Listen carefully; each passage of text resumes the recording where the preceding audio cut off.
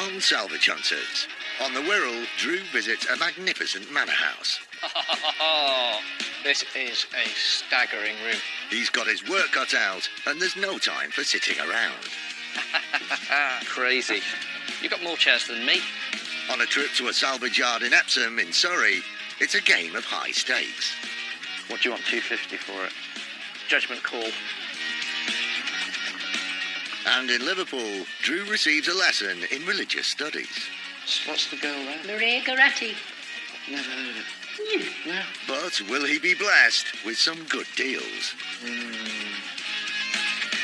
200 quid. Drew Pritchard is one of Britain's leading decorative salvage dealers.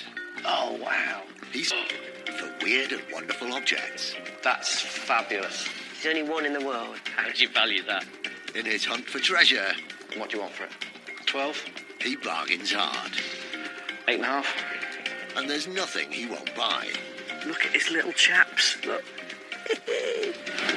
With help from his wife Rebecca Lovely. Okay, so that's a sale. and a team of renovators, he transforms thousands of items from junk to gems.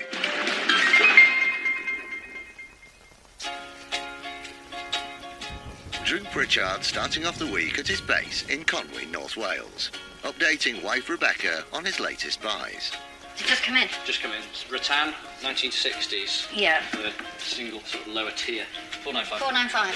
Yeah. Back out on the road. To ease them into the week, it's a relatively short journey. Less than an hour's drive to the village of Thornton Hough in Cheshire. They're visiting a manor house that doubles as an antique showroom. We're off to Thornton Manor. This is a big old country house. Used to be owned by Lord Leverhulme. He built it. It's owned now by a retired antique dealer who still does a bit on the side. So there's an awful lot here for sale. In 1891, Lord Leverhulme bought the area of Thornton Hough. He created a model village here by building houses and amenities for his workers at his company Lever Brothers, which later became Unilever.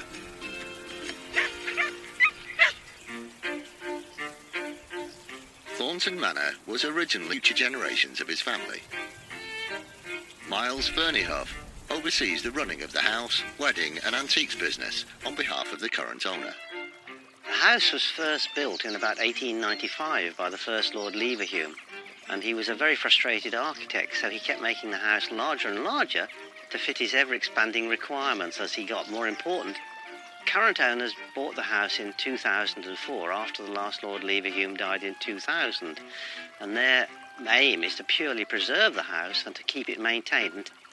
I'm not quite sure what Drew's going to be interested in. I know he's got a highly eclectic taste and there's all sorts of things that he does like. There you go. It's the place, Thornton Manor. Very nice.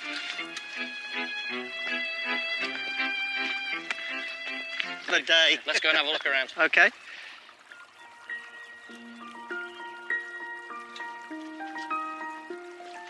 Oh, lovely. Wow. Yeah. God. So this is the entrance hall. It wasn't originally built as an entrance hall. The entrance hall was round the corner, because you might notice it's unusual not having a staircase in here. Well, Lord Leverhulme, when he was building the house, kept moving rooms round.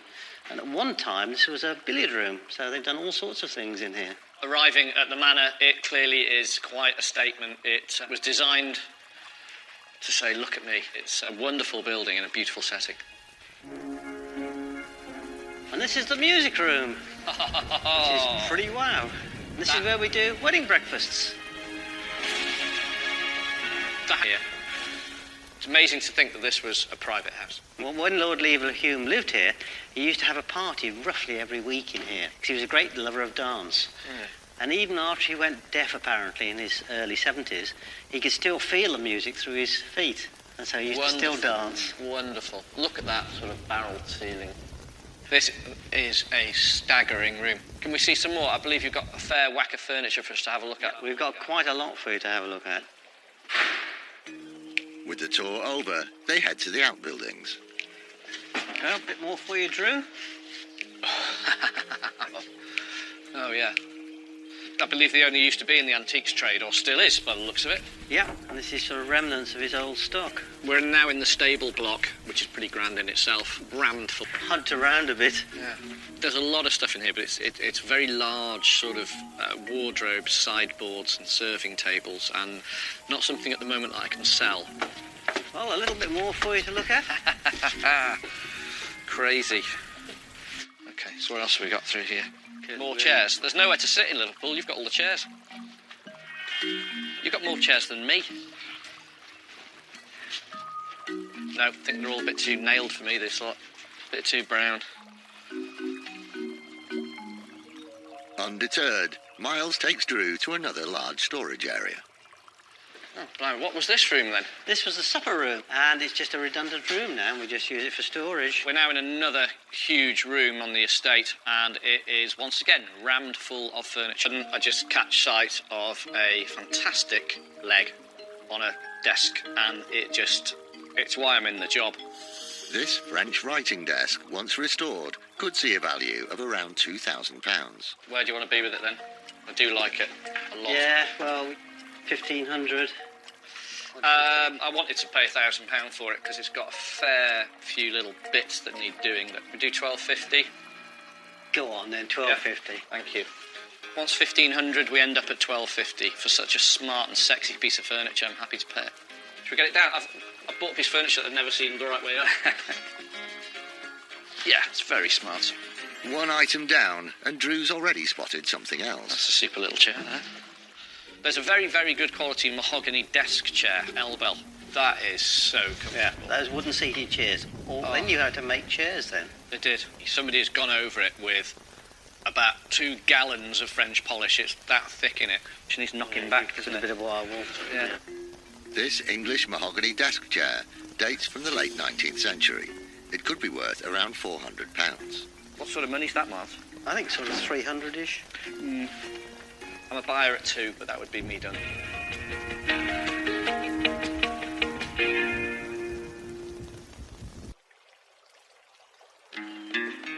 Salvage hunter Drew Pritchard is at the stunning Thornton Manor in Cheshire.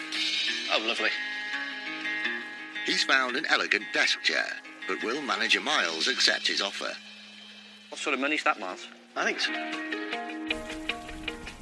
Go on then. Sure? Yeah. Thank you very much. No, that's great. On the money at £200. Very happy with that. There's a bit to be made on that. With some purchases now under his belt, there's one final area for Drew to see. It's where the owner's son runs his second-hand furniture business. Blimey, this is a bit of a departure, isn't it? There's bits in here that might turn you on, I don't know. Yeah. Most of the items we've got down here are from the sort of mid-century, everybody calls it, so 50s, 60s into the 70s. And what it all has is perfect, clean lines, excellent design as a principle, and very, very stylish. Oh, this is great stuff. Really like it. Really like it. Yeah, it's got a bulb in it, I think, so a little bit of damage to it. A little bit of damage around the A bottom. bit of damage. This illuminated globe was made by George Philip and Son in London. Founded in 1834, they specialised in maps and atlases. Once rewired, this 1980s globe could have a value of around £350. Cost the earth, that. You just get a day with him. Yeah.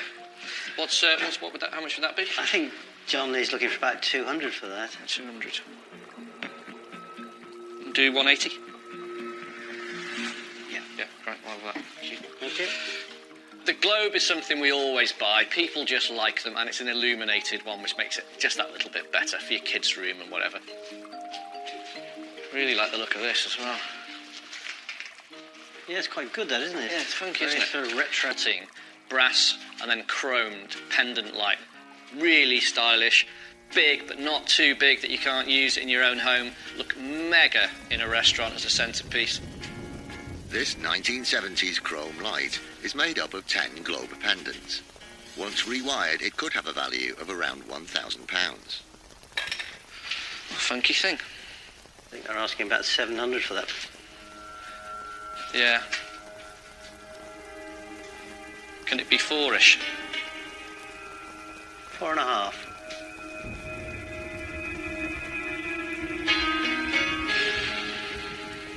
Sold. Okay. Take that. Thank you.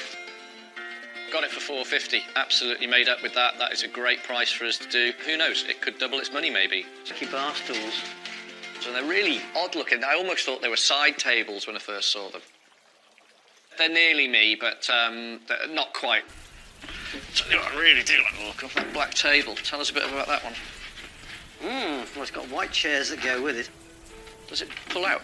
It's got 2 extra leaves in the centre of it. Can we take this off? Yeah, let's take it off and have a look. What I like about it is it's just stylish and it's extremely cool. Just very stiff. A good piece of design, a good piece of furniture should stand well or sit well in any position. All in a 360, over the top of it, there shouldn't be a line out of place. And that one, there was nothing popped out at me at all. Every line was perfect. These chairs and table were created by Finnish designer Eero's ball chair. Produced for Swedish furniture manufacturer Asko, this dining set is known as Flamingo and could have a value of around £1,500. So where do you want to be with the chairs? $6.50. 6. Can we do 6? Yeah. Yeah? Great. Sold. I'll have that. Thanks very much. Looks the part. It looks like it's from the 70s. Could have been designed in the late 60s, I don't know, but when it comes to stuff like that, it's all about the look.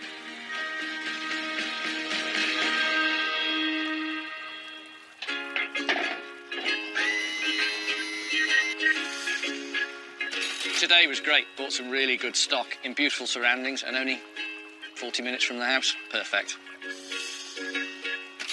I thoroughly enjoyed it. And hopefully we shall see Styles that will sort of tick all the boxes in most of my sort of top-end client list. This is what they're after. This is the one they want me to do. Go and find stylish things for them. And today, we've done it. Miles, thank you very much. Thank you, Roger. Much appreciated. See you again. Thank you. Nice to meet you. Great. I'll be back. Okay, good. See you. Bye.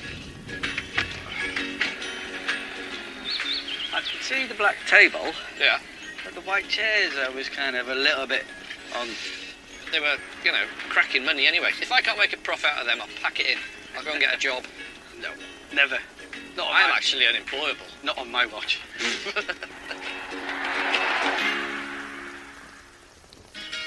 With a full van, they arrive back in Conway. Manor. My stomping ground. That's it.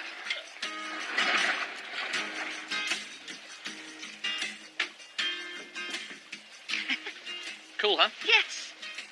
The white and black chairs with that amazingly cool table. Adored it. Just really, really classy look. Gav. Yes. Gavin. Desk chair. Superb quality. Love the legs. It's caked in polish. Look at it. It's I know, literally it's overdone. isn't it? dripping off the back of it. Gavin, Where's Gav? can you knock this back? Yeah. Yeah, all the way back. £200 and Gavin's time. There's still, still good profit there. Yeah, moved to Earth this week. Moved here. We've got one at home. And when you go past it, you always go like that. Cool. It's amazing. It's just so different. Little single-person writing desk. Isn't that lovely? Look at the leg. Yeah. Really, really. If, which is very unlikely, if Drew said, yes, it can come home, that's where I'd like it to be. It's perfect. But I love this. Isn't that beautiful? Yes, very. But it needs to be mint. Yeah. Off she goes. Drew's buying more and more mid-20th century furniture now. It's not detracting from all the country house. That's still really important. And he's not going away from the industrial lighting. That's still important. But so is this era. It's coming into its own now, and it's another type of buyer that Drew's aiming for. Carl gets to work rewiring the globe light from the desk chair. And Alex is tasked with repairing the writing desk. It's in very good condition. We've just got one patch of in here which is a bit of an issue. He removes the damaged section. With these lacquered finishes, they're very brittle. You need a very sharp knife to cut through them, otherwise you'll fracture the varnish, and that'll be very hard to hide. He then cuts a replacement piece of teak veneer. So we've got a nice tight fit with that. He glues the section into place. And once dry, he files the edges level and sands the top. Now we've got that sanded flush and smooth, we'll start applying some French polish to build up the richness of the colour. The repaired area is then left to dry. So our patch has dried pretty well actually. I mean, it looks great, blend. So that's polished up really well and it's ready for sale.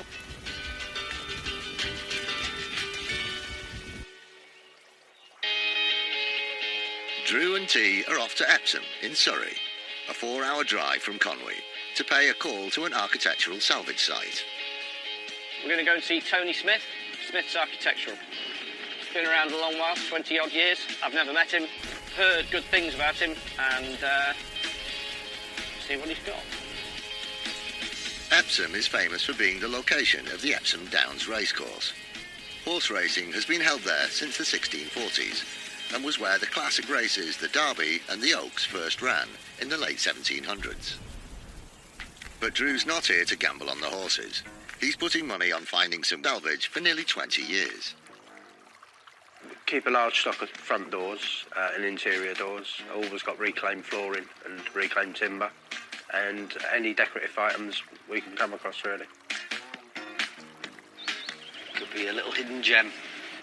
You never know. That is the business, you never know. And there's no other business like this, it's so odd. Hi. Hello. I'm T. Hi. All right. I'm Tony. Pleased Hi. to be here. Hello, Drew. Tony. How Pleased are to you? be here. Thanks for having us. That's all right. Keen to get in and have a look around. Yeah, you're more than welcome. What have you got for us today? Okay, cool. Well, I've never been here before. No.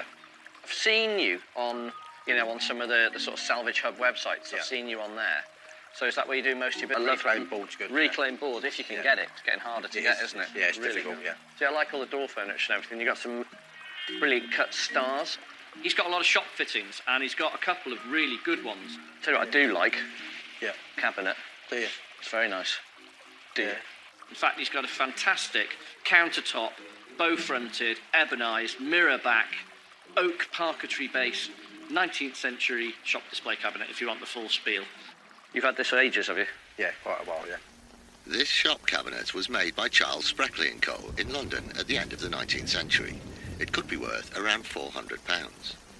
Is this something you'd sell or not? Is it too good for display or...? I would sell it, yeah. Yeah, I would sell it. It would have to be £250, that sort of price. All right, OK. It's got the fix. I know I'm ruining your display as well. Took me ages to do that. Problem you've got, so there's a bead here. If you crack that, this is worth about 4p. Judgment call.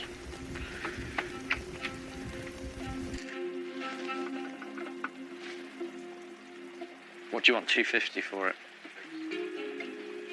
Too much of a chance in it. Don't want to lose 250 quid. Could we just lose it in a second? Life's a gamble. No, we'll leave it. We'll leave it. All right, to be honest, I'm not sorry. So. You're not sorry? No. Yeah, that's unusual as well. I've never seen that before. What is it? Oh, My God. Where did it come from, sorry? It came from an estate near Guildford. And all of a sudden I spot something that immediately really piques me, sort of reformed Gothic manner. Strange one, isn't it? Yeah. This is a very beautiful thing. It's also probably a one-off. That needs to be put, you need to see that out in the open, really, don't you, on its own, all cleaned up to really sort of get the whole It is a effect. nice thing with a little bit of work on it. Yeah, it's quite naive in its construction. It's beautifully made. The proportions are oversized. It's tall. It's slightly menacing. But when you stand back and look at this piece, it has a real presence, and it's a superb and proper, real good-looking antique. It's got one of the spikes missing on one.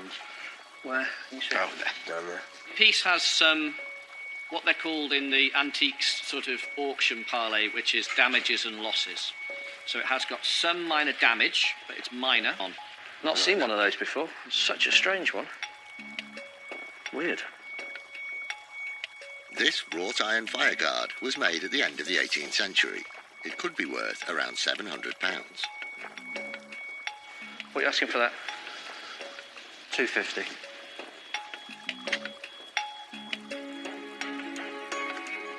£200 by it?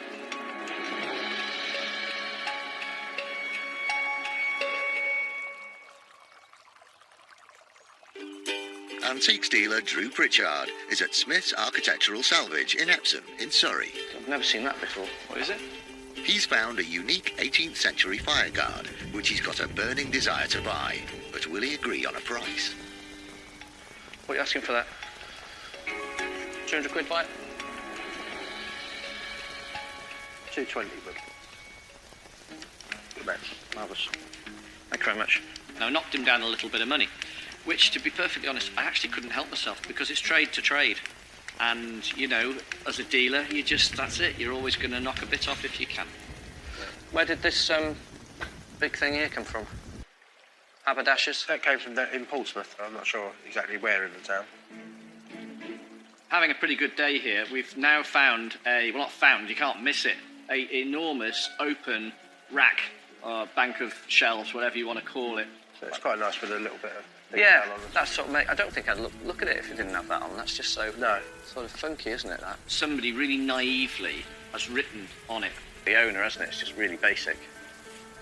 I quite like that, though. These large Georgian pine shelves measure 2 metres high by nearly 4.5 metres wide. Once refurbished, they could be worth around £1,300. There's one problem, and it's obvious. It's massive. What do you think, T? Will that fit in the van? No. No? 3.5 metres. Oh, God. Really? 3. You get to there. Oh, really? Yeah. So that gives me 2 problems, in fact. One, it won't fit in the van. And number 2, I've got to find somebody with a shop big enough to take it. So that's why, price-wise, have to be careful.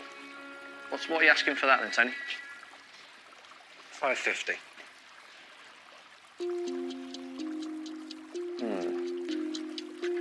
400? 450.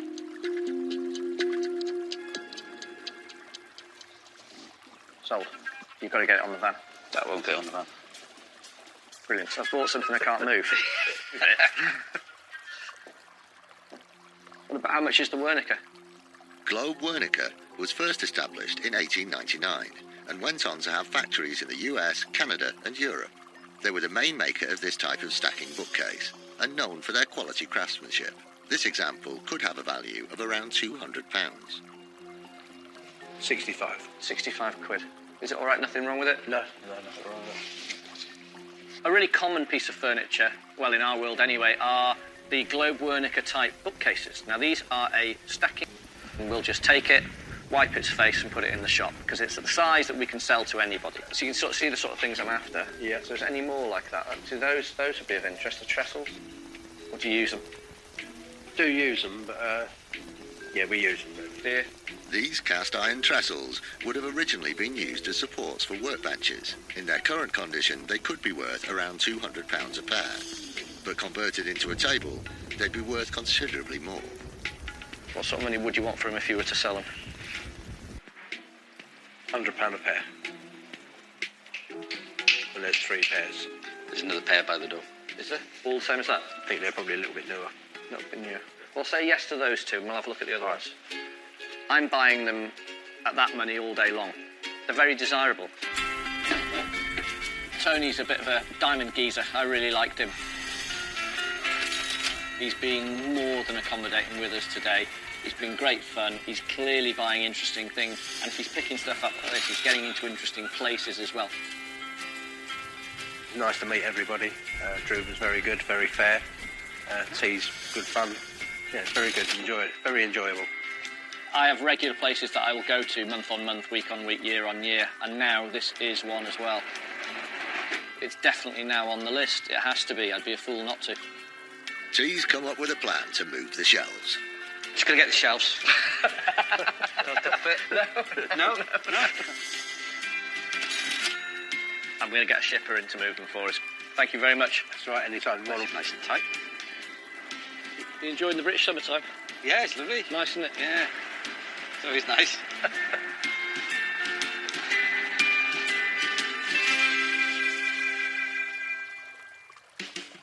Back in Conwy, Gavin gives the fireguard a quick clean. Then French polishes the bookcase.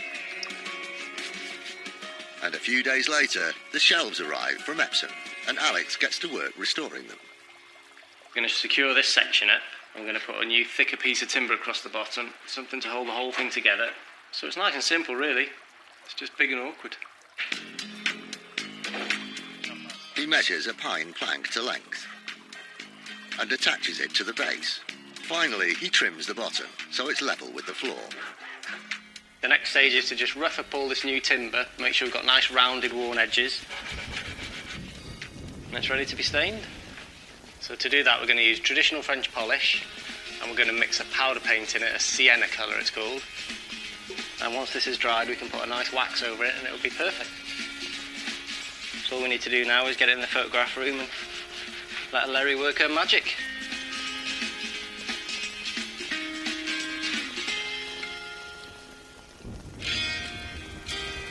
Drew and T are driving just over an hour to Liverpool. They've been invited to an unusual location that Drew's hoping could prove to be antique heaven.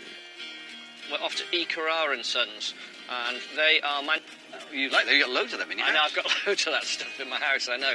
I do like it. Liverpool sits on the River Mersey and prospered as a port at the beginning of the 19th century. The city is well known for its history and music and has the largest collection of museums and galleries outside of London, most of which are located in the Albert Dock area. E. Carrara and Sons is based on the outskirts of the city. They make high-quality, hand-painted religious statues for churches throughout the UK and Europe. Dorothy Carrara started working in the family business in the 1960s. My grandfather came over from Italy and he started the business. He used to work in the cellars here, making who does the solid colours. And then it comes back to me to shade in the folds and lacquer the statues. Is anything we buy today going in the shop, or is it going straight in your house? Oh, no. My house is full. I haven't got room for anything else.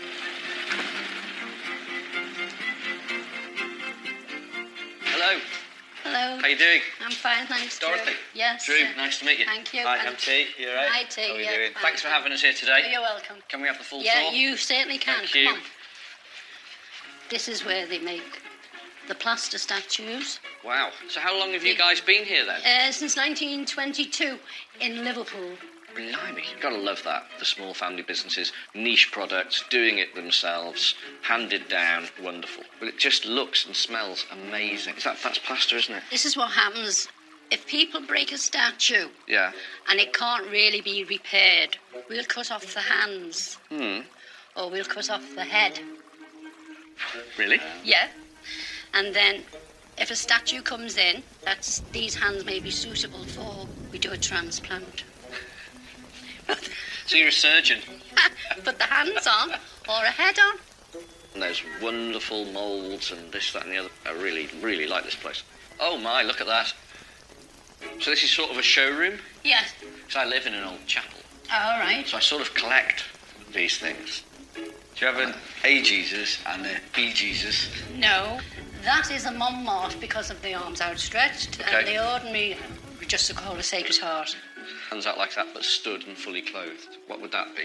The Risen Christ. The risen Christ. What is that? A cardinal then? Yeah. Up Cardinal Newman. there? What's the girl there? Maria Goretti. She was an Italian saint. Never heard of it. Yeah. Dorothy's given me a bit of a hard time about not knowing my saints. I think I'm probably down with the sinners, so I'll learn something today and get told off. Oh, blimey, look at this. You like? Yes, I do. What are all these in here for? Why are they in here? There's nowhere else to put them. Quite like. That one's an infant of Prague. So what's that, like 50s or something? Before that. Really?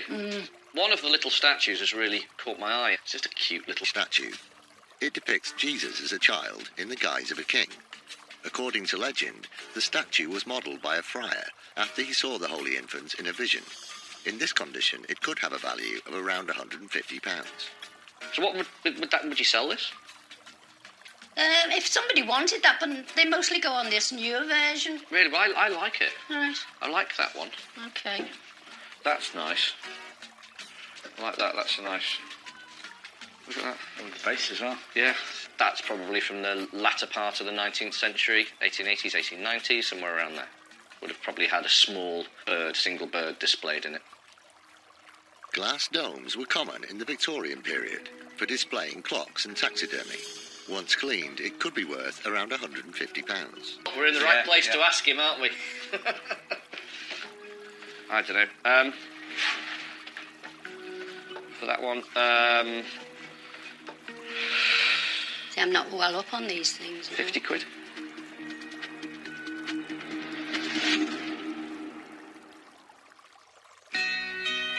Architectural antiques expert Drew Pritchard is in Liverpool, visiting religious statue manufacturers E. Carrara and Sons, where owner Dorothy is giving Drew a bit of religious education. What, is that a cardinal then? Yeah, Up there? Cardinal Newman. And he's praying for a good deal on a glass dome he's found. See, I'm not well up on these things. 50 quid. 50 quid. Go on. Small glass display dome is something I always buy whenever I can find them. They just look good, empty. You can put things in it if you like, but they look good anyway. The other thing is this red box there. I think it's a tabernacle. It's a tabernacle. It looks like it's from the sort of 20s. It's just a very nice piece for setting into a wall. You could use it as a safe. Do you have any more of these? No. They're called gabajons. But the door's really rather beautiful, isn't it? See? Yeah. See, I don't take much notice, to be honest with you. It's lovely. Just a very nice decorative item. Even the key's decorative, right? A tabernacle. Yes. What would That's you... normally the hosts are kept in there. The host, what's that? Holy Communion. Oh, no, the host. Holy Communion. Once restored, it could be worth around £300. Would you want to sell it? Yeah, probably, but I wouldn't know how much. 200 quid. What I'll do, I will phone my brother Yeah. and ask him about this. Okay. Let's go and see some more then. Okay. We'll come back to that one. In you come. Oh my word, look at this. We're in another storage room and there's lots more corpus and crosses and huge figures. And there's also a funky pair of cast iron winged angels holding little candlesticks. I think they're, again, sort of kitschy cool. How old are these? Oh, they are very, very old. Could have a value of around £400 per pair. What are they worth? £200? As I say, I'll ring my brother up. Give them a call. Yeah. Ask. I'd be keen to buy them. Mm. There's another one up there. Actually, no, there's a pair up there. So I'd be interested in those as well, and I'd pay the same for those.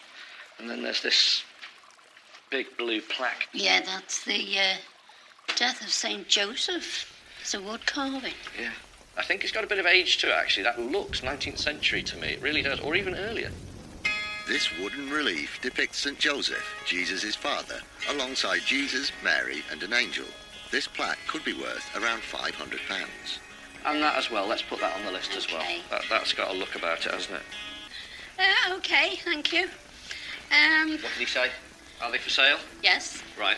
250 a pair. Is that for both pairs? No. No. No. 250 per pair. Yes. And he'll sell both pairs. Yes. The candlesticks have come in a bit steep, £250 a pair. It narrows the profit margin on them, but I think there's still a profit to be made.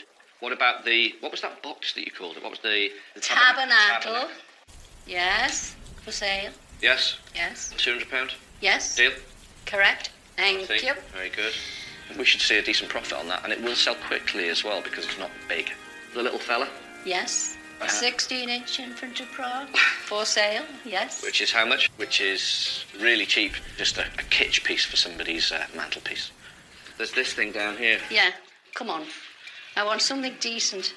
Beautiful, isn't it? Just you in hard sell mode now. Of course. 250. Deal.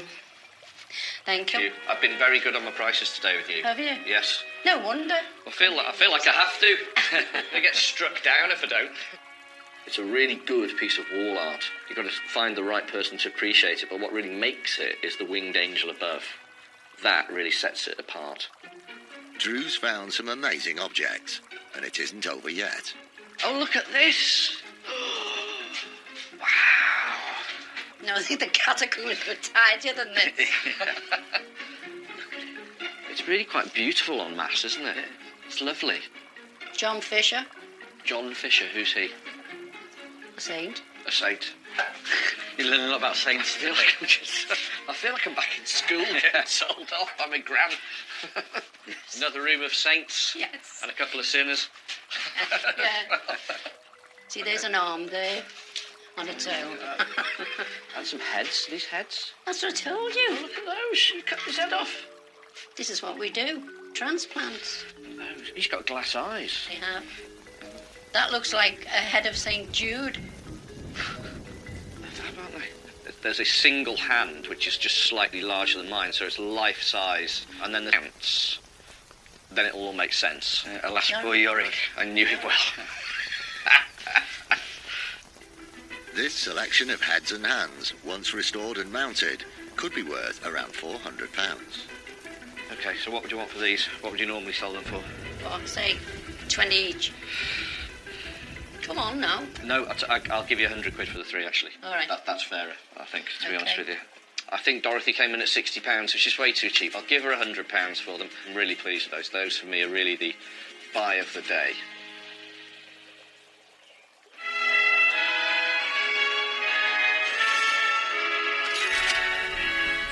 Today, wonderful. Bought some great stuff. And we met Dorothy, who's an absolute delight. And tea. Honestly, the pair of them are brilliant. I've never laughed so much in all my life. Meeting Dorothy, it was like my nin, who I was brought up with. She used to sort of boss me around like that when I was being daft as well. I feel like I've been told off by my gran. Dorothy, what a pleasure. Really Lovely has been to see fantastic to I meet know, you. It's been great. It's been great. See you, tea. Thank you so much for all the body parts and statues. All right, and your cup of tea. And my cup of tea. Thank you. See you later. Bye-bye. Bye now. My favourite part of the day. What's that? Dorothy keeping you in line. The best thing about E. Carrara and Sons is Dorothy. A short drive later, they're back in Conway. Hello. So, He's coming to look.